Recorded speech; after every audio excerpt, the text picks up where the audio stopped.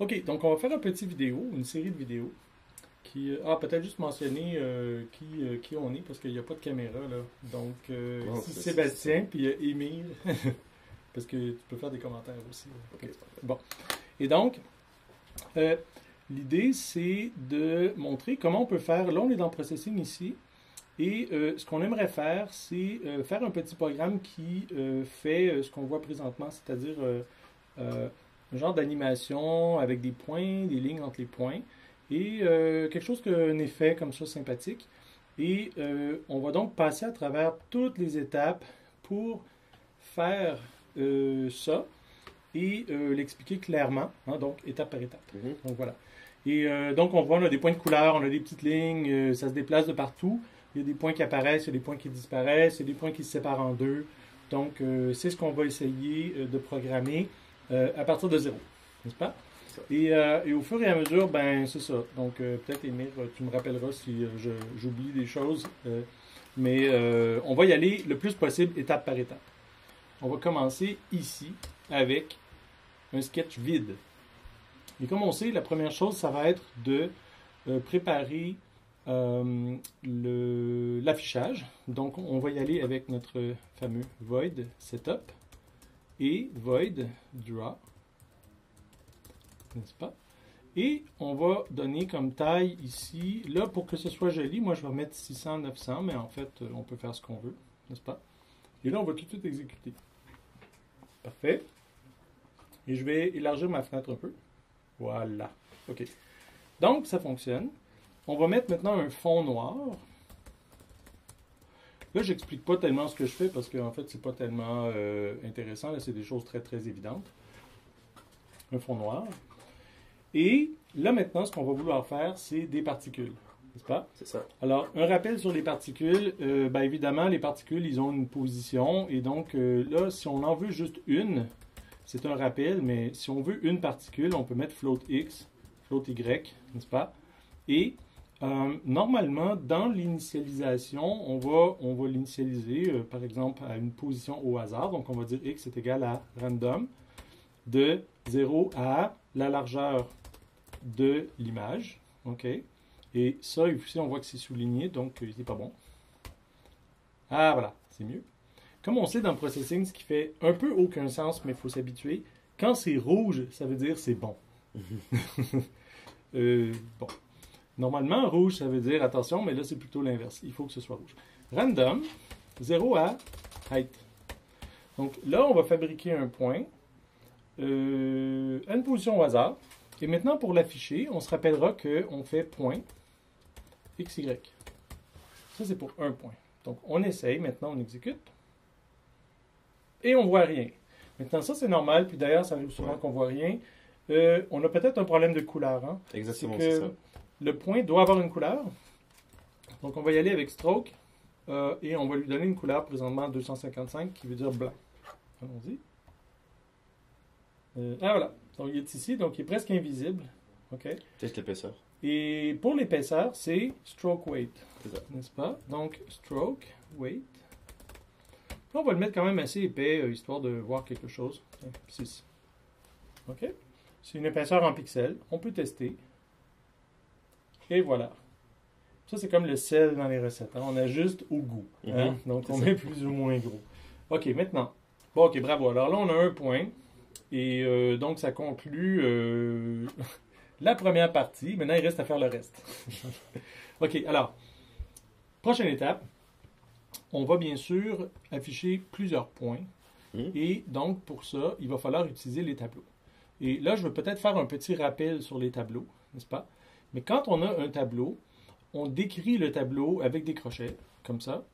Et on dit que plutôt que d'avoir un seul x, on va avoir x qui est un tableau. Et on va dire x est égal à new x, new float. Et là, on va mettre le nombre qu'on veut. Par exemple, 100. Donc là, ça veut dire qu'on veut 100 points. Et évidemment, on veut 100x et on veut 100y. OK? Voilà. Parfait. Maintenant, une fois qu'on a le tableau, puis au fait, le tableau est organisé sous forme de cases, hein, dans le fond, d'éléments. Il va en avoir 100. Et l'accès se fait de 0 à 99. Alors, ça commence à 0. Donc, allons-y ici. Qu'est-ce qui se passe? Ben, x, évidemment, maintenant, ce n'est plus un seul x, c'est plusieurs x. Et donc, il va falloir tous les initialiser. Donc, on va utiliser la boucle. Et on se rappellera que la boucle, c'est toujours la même chose. Et voilà. Hein? C'est toujours la même chose.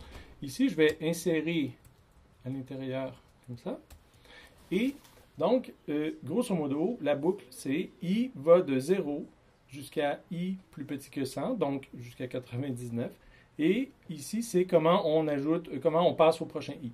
Donc, je répète là les trois étapes. Okay? La première étape dans le for, c'est toujours l'initialisation, c'est-à-dire ce qu'on fait une fois au départ. Donc, on met i égale à 0. Et la deuxième partie, c'est le test pour valider qu'on continue de tourner dans la boucle. Donc, tant que i est plus petit que 100, on continue. Et à la fin du bloc à l'intérieur ici, on va passer au prochain i. Et donc, ici, c'est ce qui est exécuté à la fin de chaque boucle pour passer au prochain élément. Donc, on met i++ ou encore i est égal à i plus 1. C'est exactement la même chose. Ouais. C'est juste une façon raccourcie. Là. Okay? Donc, voilà pour ça. Maintenant, d'ailleurs, à partir de maintenant, je vais juste mettre i++ parce que ça va plus vite, mais il faut comprendre que c'est exactement la même chose que i est égal à i plus 1. Okay? Voilà.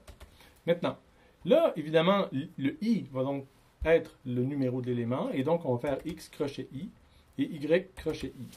Donc, x crochet i, ça veut dire le ième x dans mon tableau. C'est bon?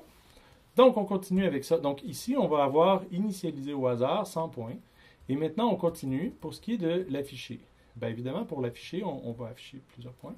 Donc, on va faire aussi une boucle for. Donc, allons-y. For int i égale 0, i plus petit que 100, i plus plus. Voilà. Oups. Je vais mettre ça à l'intérieur ici. Et voilà, comme ça. Donc, là, on va indenter comme ça. Donc, maintenant, on a notre boucle. Et à l'intérieur, bien évidemment, c'est xi et yi. OK. Est-ce qu'on a fini? Je pense que c'est bon. On peut tester. On fait un test. Hop. Et voilà. Donc, on a 100 points. Chacun des points a une position au hasard initialisée dans le setup. Et ensuite, on dessine les 100 points à chaque fois qu'on dessine ici. Ouais. Donc, c'est un grand succès. Donc, maintenant, qu'est-ce qu'on veut faire? On va vouloir déplacer les points, n'est-ce pas? Donc, pour déplacer les points, on y va avec vitesse en x, vitesse en y. Donc, on va faire ici une vitesse en x. Float vx est égal à new float 100. Float vy égale new float 100. On remarque que c'est évidemment la même chose que x et y, mais c'est vitesse x, vitesse y. Quand on initialise ici, ça va être exactement la même chose aussi. Donc, la vitesse en x de i, de l'élément i, ça va être une valeur aléatoire aussi. On n'est pas obligé. Hein? On pourrait, par exemple, dire ça va être 2, et puis la vitesse en y, ça va être 1. OK? On peut tester ça. Mais, après, la question, c'est bien sûr, il faut faire déplacer le point. Alors, ici, on affiche le point, mais comment est-ce qu'on fait déplacer le point? Bien, facile. Pour déplacer un point, et là, je peux le mettre, on pourrait mettre une boucle à part. Normalement, c'est mieux de déplacer tout le monde et après d'afficher tout le monde. OK? Donc, je vais refaire une boucle ici. Petit que ça. OK? Et dans cette boucle-là, je vais déplacer. Comment on déplace? Facile. xi est égal à xi plus vxi. Donc, on ajoute la vitesse en x à x. OK? Puis après, ben, yi est égal à yi plus vyi. Donc, on ajoute la vitesse en y à y, et voilà. Donc, ça ici, ça s'appelle déplacer. Et d'ailleurs, normalement, on ne se gênerait pas pour faire un petit commentaire. Déplace tous les points, n'est-ce pas? Et ici, bien sûr... Affiche les points. Ah, voilà. Ah, beaucoup plus clair comme ça. Donc, on déplace les points, on les affiche. Bon, allez, on regarde. Ah, merveilleux. Bon, on voit que tous les points se déplacent dans la même direction, puis éventuellement, ils sortent de l'écran. Ça, je le refais. Hop. OK. Donc, pourquoi ça? Ben, parce que la vitesse en X, c'est 2, puis la vitesse en Y, c'est 1. Donc, si vous n'êtes pas convaincu, hein, mettez par exemple vitesse 5, puis 0, par exemple. Là, ça va se déplacer horizontalement, plus vite. OK? On peut faire 0, on peut faire 1 ici et 0 là, par exemple. Ils vont se déplacer verticalement. vers le bas. OK? Bon. Donc, maintenant, on va faire des vitesses au hasard, c'est plus drôle. Donc, random, de moins 2 à 2, et, oups, random, moins 2 à 2. Hop. Ah, voilà. Donc là, ça se déplace dans tous les sens. Ouais. Soit dit en passant, si on veut faire un effet de parallaxe, là, les fameux effets cool là, de gauche à droite, tout ce qu'on a à faire, c'est mettre la vitesse Y à 0. OK? À ce moment-là, ça va ressembler à ça. Je vais juste l'essayer. Ici, ça, j'ai mis 0, puis j'ai juste gardé ça en commentaire. Allez, hop. Là, on voit, il y a un effet cool de profondeur parce que, ben, on fait des vitesses au hasard en X, et donc ça donne l'impression d'un effet de ce qu'on appelle un effet de parallaxe. OK. On revient à nos moutons ici. Donc, remettons la vitesse aléatoire pour tout le monde. Et ça conclut la question de, eh ben, j'ai des points et je veux les faire déplacer. Maintenant, là, on voit un problème. Les points sortent de l'image et évidemment, ils sortent puis ils ne reviennent pas. Donc là, il y a deux choses qu'on peut faire. Quand le point sort, on peut le faire téléporter de l'autre côté de l'image ou on peut le faire rebondir. OK? Donc, on va faire les deux. OK? Et avant, par contre, il va falloir qu'on fasse quelque chose. Il va falloir qu'on nettoie un peu notre code parce que là, présentement, il y a des for un peu partout et en général, c'est une bonne pratique de mettre les choses, de ne pas faire 10 choses à la fois au même endroit. Donc, ce qu'on va faire, c'est que on va remplacer cette partie-là ici par initialize. OK? Et dans initialize, on va mettre, évidemment, je vais faire une fonction ici qui s'appelle initialize. Void initialize, comme ça. Et je vais prendre l'initialisation ici, je vais l'enlever de là, puis je vais la mettre ici. OK? Oups, il m'a mis un peu trop de... Non. C'est bon, comme ça. Puis il est mal ajusté, mais c'est toujours important d'ajuster à mesure pour que ça reste lisible. OK? Bon. Donc, ça, c'est pour initialize. Donc, on voit ici, c'est beaucoup plus propre. Puis ici, on va faire la même chose. On va faire, hop, déplace. Et, ben, je vais mettre ici. Affiche. OK? Puis à ce moment-là, ben, je vais faire une fonction ici. Void déplace. Puis une fonction void affiche. Voilà. Et dans la fonction déplace, on va mettre tout ce qu'il faut pour déplacer. On déplace tout le monde. Donc, voilà. Okay. Et dans affiche, on affiche tout le monde. OK, afficher tout le monde. Voilà. Parfait. Donc, regardons maintenant ce qu'on a. Donc, on a... on met ça simple. Donc ici, c'est rendu simple maintenant. C'est dans la fonction qui dessine, on ajuste les couleurs, puis après ça, on déplace, et après ça, on affiche. Donc déplace, affiche, déplace, affiche. Et ici, initialise, et on a mis ça dans des fonctions. OK, on teste, voir si ça fonctionne. Et voilà, grand succès. Donc là, maintenant, qu'est-ce qu'on voulait faire? Ah, tester les barres. Ouais. Mais là, c'est facile parce que quand on déplace quelque chose, ben tout de suite après, on peut vérifier. Oups, je pense que là, j'ai fait... Ah, OK, mon curseur est ici. Donc, quand on déplace, une fois qu'on a déplacé, on peut vérifier et ajuster pour les barres de l'image. Donc, on va faire la téléportation.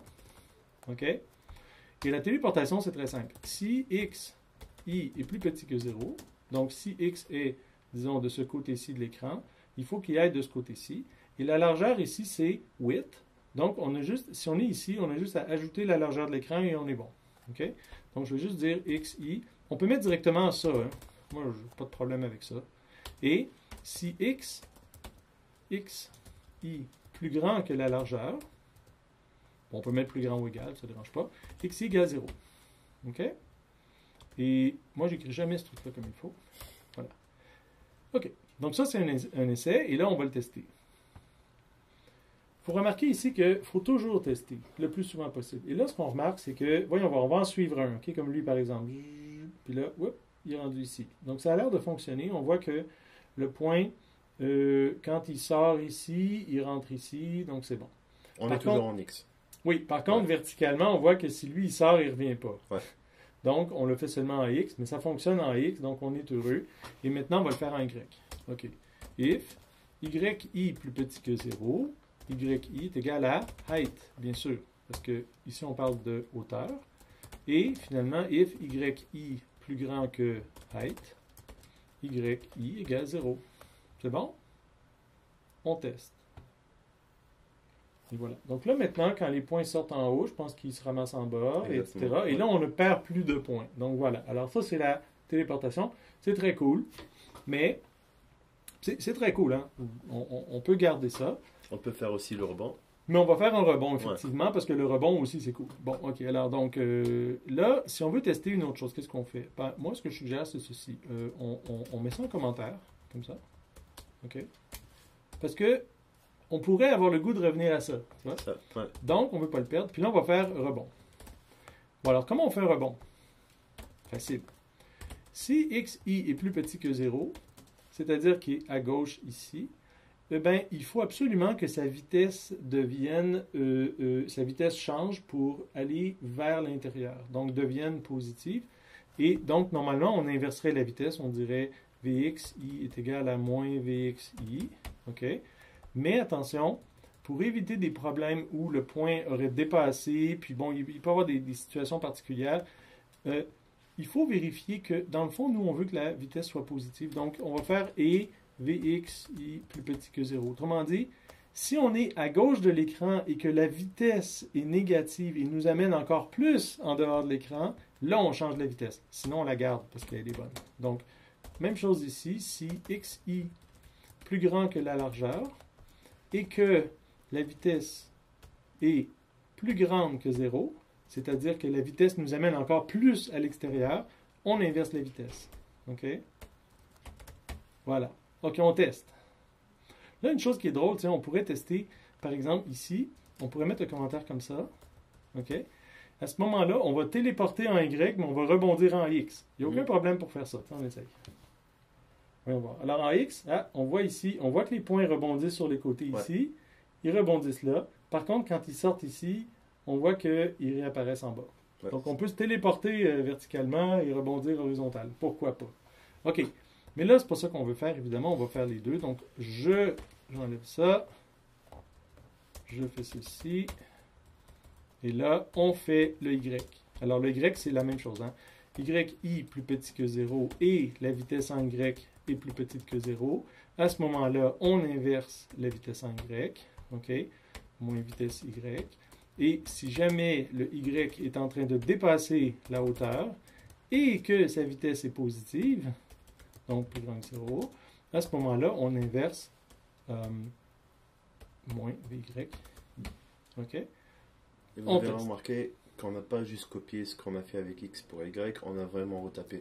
Oui, parce qu'un des dangers quand on copie une ligne puis qu'on la retape pas, c'est qu'après, il faut aller dedans changer plein de trucs. Ouais. Puis d'habitude, on en oublie un. Ça. Puis ça fait des effets catastrophiques. Exemple. Bon, attends, on va le regarder, là. Bon, là, on voit que ça marche. OK, ça marche, ça rebondit en haut, ça rebondit sur les côtés, ça rebondit partout. OK? Mais si jamais je me trompais, par exemple, je mettais un X ici, OK? Ben, on le verrait pas vraiment, mais il y aurait des comportements étranges à certains endroits. On voit les trucs arrivent des fois, puis ils rebondissent pas avec la bonne vitesse. Il y a quelque chose d'étrange, OK? Ouais. Mais c'est très, très difficile de mettre le doigt dessus, OK? Donc, c'est pour ça qu'il faut être méticuleux et il ne faut pas copier trop les choses, sauf quand c'est une copie exacte, mais il faut faire très, très attention. Parce que c'est pas facile de voir les comportements étranges.